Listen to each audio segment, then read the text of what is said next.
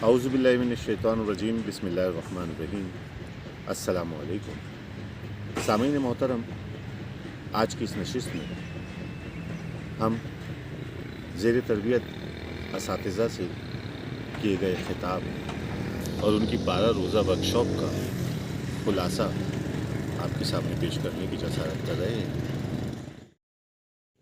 علم کا مطلب ہے کسی چیز کا جاننا، پہچاننا، یقین کی حد تک حقیقت کا ادراک جو مبنی بر دلیل ہو، جبکہ تعلیم ثلاثی مزید فی کے باب تفیل سے مشتق ہے، جس کے لغوی معنی سکھانا، پڑھانا، تربیت دینا ہے۔ عربی زبان میں باب تفیل کی چند اہم خصوصیات ہیں جن کو سامنے رکھ کر ہم ایک استاد کے طریقہ تدریس کا تعین کریں گے۔ باب تفیل کی ایک خاصیت لازم کو متعدی بنانا ہے۔ اس سے یہ پتہ چلتا ہے کہ اعادہ ایک استاد کی سب سے اہم خصوصیت ہے، اور یہ خصوصیت اس بات کا تقاضا کرتی ہے کہ استاد طالب علم کو بار بار ایک بات کو سمجھانے کی کوشش کرے۔ جس طرح اس باب میں رحیم کے معنی بار بار رحم کرنے والے کے ہیں، اس طرح تعلیم کے معنی بار بار علم دینے کے ہیں۔ اسی باب کی دوسری خصوصیت فاعل کا مفعول کو ماخذ کر دینا ہے۔ آپ اس خاصیت کو اسٹوڈنٹ سینٹرڈ ٹیچنگ کہہ سکتے ہیں، جس میں طالب علم کو مرکزیت حاصل ہے، جس میں طالب علم کے مسائل اور ان کا حل فوقیت رکھتا ہو۔ اس باب کی تیسری خاصیت الباس ہے، یعنی فاعل کا مفعول کو ماخذ پہنانا۔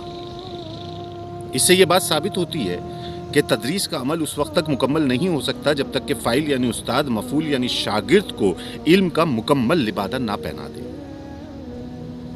لباس پہنانے کا مطلب سطر کو ڈھانپنا ہوتا ہے۔ بحیثیت استاد ہمارا فرض ہے کہ ہم جہالت، لا علمی، تقلید جامد اور رسم و رواج کی اندھی پیروی کی برہنگی کو علم کے لباس سے ڈھانپ دیں۔ باب تفیل کی چوتھی خاصیت اختصار ہے۔ آپ اسے آسان زبان میں سمرائز کرنا کہہ سکتے ہیں۔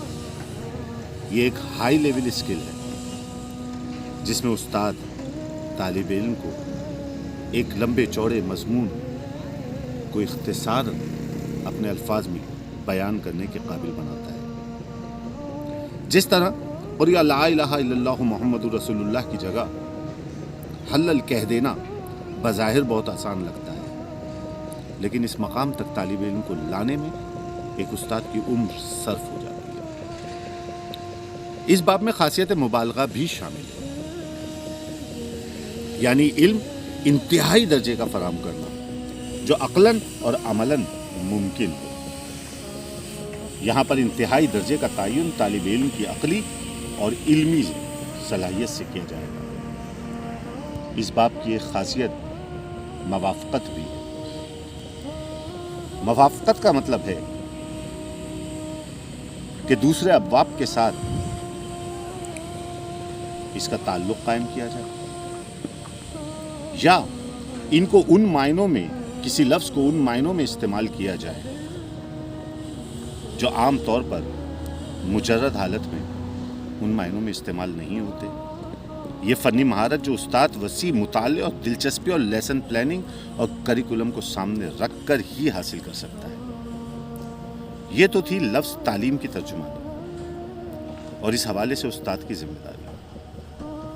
اب ہم فرداً جائزہ لیں گے، جس میں ہم تعلیم کے شعبے سے منسلک ہونے کے بعد اس کے تقاضوں کی تکمیل کے لیے خود کو تیار کر سکیں گے۔ اس حوالے سے اگلی نشست میں انشاءاللہ تعالی لیسن پلاننگ کے 5 لازمی اجزاء کی تفصیل بیان کی جائے گی، جس میں یہ سکھانے کی کوشش کی جائے گی کہ ہم اپنے سبق کو خوبصورت، دلچسپ، اٹریکٹیو بنانے کے لیے جو ہوم ورک کرتے ہیں اس کے کیا کیا تقاضے ہیں۔ والسلام علیکم ورحمۃ اللہ۔